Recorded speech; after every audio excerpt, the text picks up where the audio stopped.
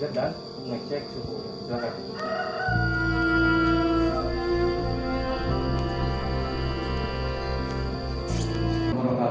Waalaikumsalam warahmatullahi wabarakatuh. Selamat pagi semuanya. Pagi. Bagaimana kabar hari ini? Alhamdulillah baik. Ya, alhamdulillah Bapak senang dengarnya jika kabar kalian ini baik-baik saja ya. Mudah-mudahan kita senantiasa ada dalam lindungan Allah Subhanahu wa taala. Selanjutnya silakan ketua kelas siapa di sini? Ya, Dinda silakan untuk memimpin doa. Baiklah teman-teman, sebelum kita memulai pelajaran hari ini, berdoa mulai. Berdoa selesai. Ya, alhamdulillah sudah berdoa.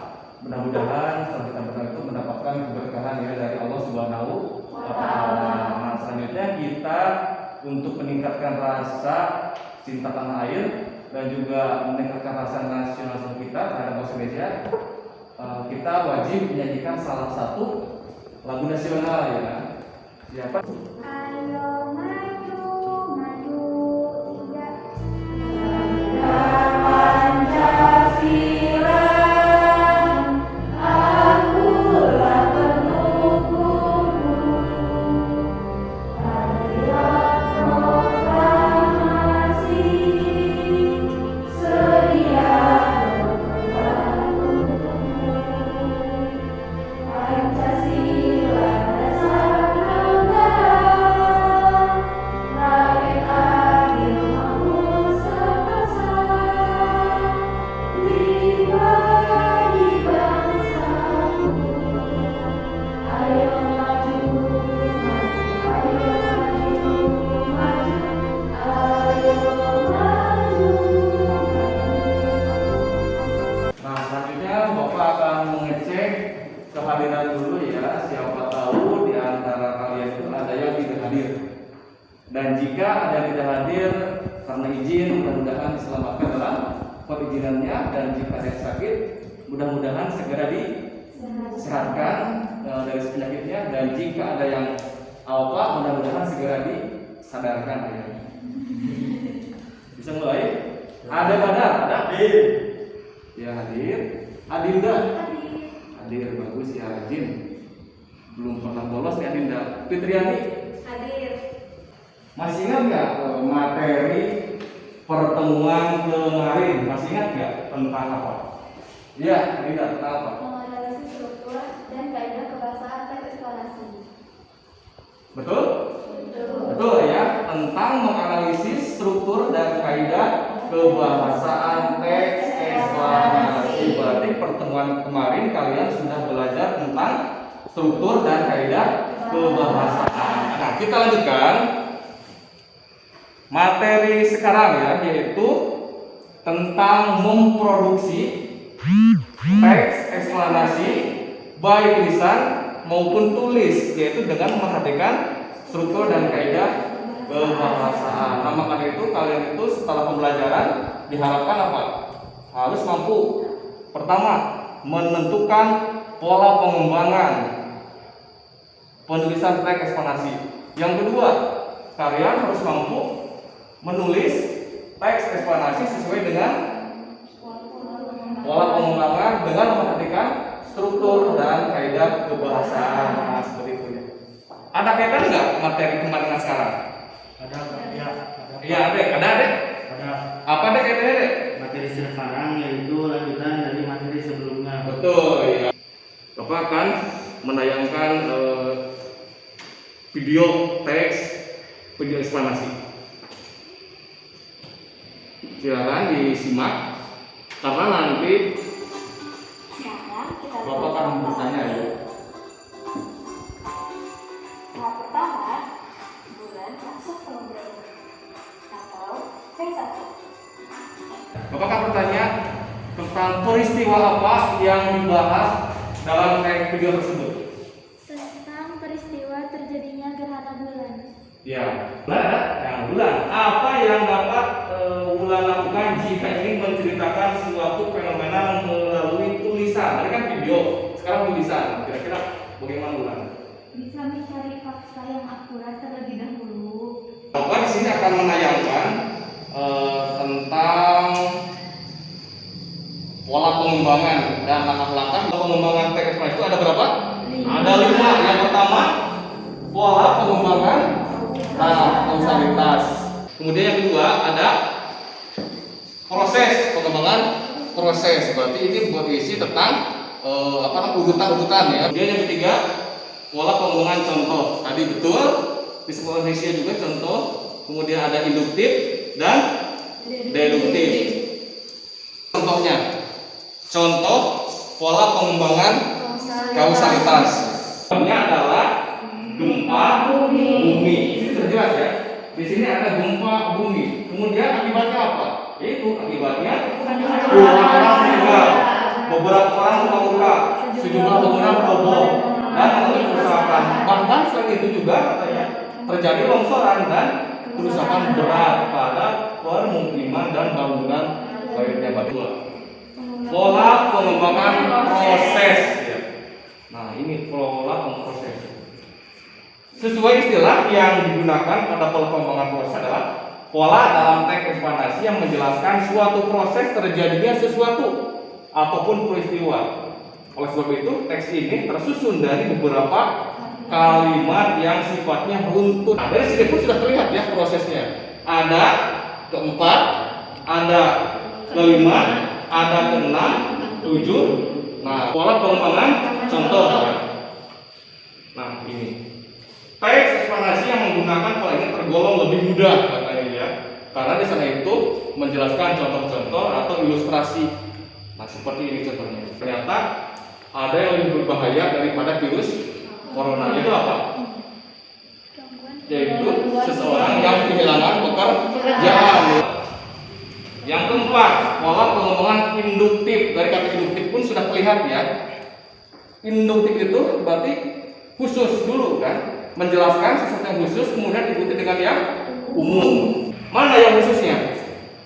Ada di kalimat pertama dan kalimat kedua. Mana yang umumnya? Ada di kalimat yang terakhir. Pola yang terakhir yaitu pola pengembangan deduktif. Nah, berarti kita akan boleh yang dengan setelah value sudah mencapai 30 disampaikan 30 orangnya ya kan. Namun belum dijelaskan yang 30 orang itu apakah semuanya meninggal atau ada yang selamat. Dijelaskan di bagian kalimat berikutnya. Dari 30 korban tersebut 15 penumpang dinyatakan meninggal, berarti separuhnya ya. Dan 15 lagi dinyatakan selamat dan menjalani perawatan di rumah sakit. Nah, langkah-langkah menyusun eksplanasi. Yang pertama apa? Menentukan topik. Betul. Membuat kerangka ya. Yang ketiga apa? Mengumpulkan fakta. Tadi betul ya? Mengumpulkan fakta di lapangan, mengembangkan dan menjabarkan kerangka yang sudah disusun sebelumnya menjadi sebuah teks eksplanasi yang utuh. Yang kelima, mengoreksi teks eksplanasi yang ditulis agar tidak ada kesalahan dalam proses penulisan atau kaidah bahasa yang digunakan. Gambar apa ini? Gambar diskusi kelompok. Nah, silakan dibaca, kemudian pahami petunjuknya, dan jangan lupa ditulis kelompoknya. Pengerjaannya Bapak beri waktu 20 menit dimulai dari sekarang. Silakan berdiskusi dengan teman kelompoknya, dan jika ada pertanyaan yang kurang dipahami silakan boleh ditanyakan kepada Bapak ya, seperti itu. Pertanyaan.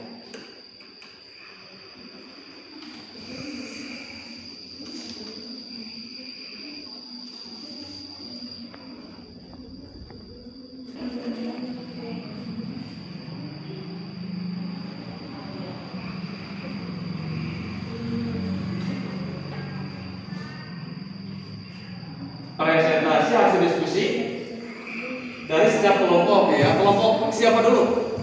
Kelompok 5 ya, silakan.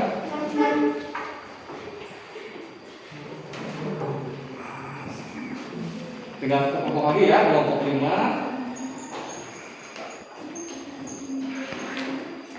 Ada Badan, sudah dengan Cynthia. Assalamualaikum Assalamualaikum warahmatullahi wabarakatuh.